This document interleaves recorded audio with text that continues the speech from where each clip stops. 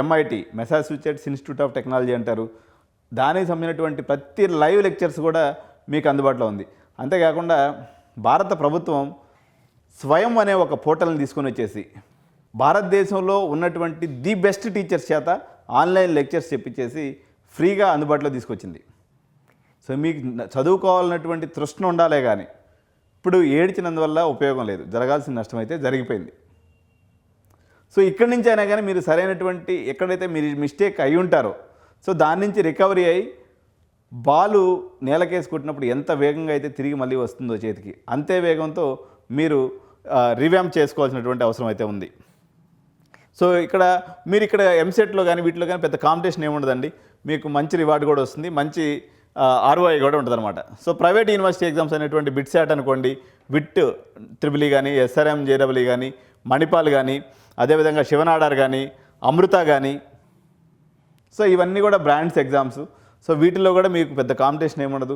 మీరు ఈజీగా comparatively JEE మెయిన్స్తో పోల్చుకున్నప్పుడు వీటి యొక్క కాంపిటీషన్ తక్కువ ఉంటుంది.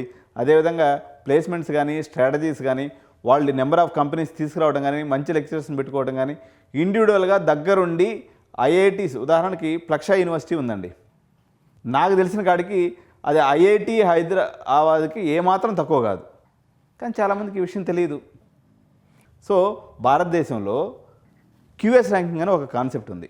ఈ క్యూఎస్ ర్యాంకింగ్లో ఐఐటి ఢిల్లీ 112, 116 ఉంది.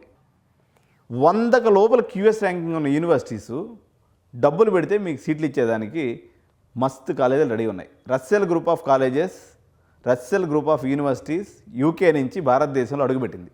దాదాపు 10 యూనివర్సిటీస్ బెంగళూరు, ముంబై, ఢిల్లీ, గుజరాత్లోని గిఫ్ట్ సిటీలో వాళ్ళ యొక్క ఆఫ్ క్యాంపస్ ఏర్పాటు చేస్తాయి.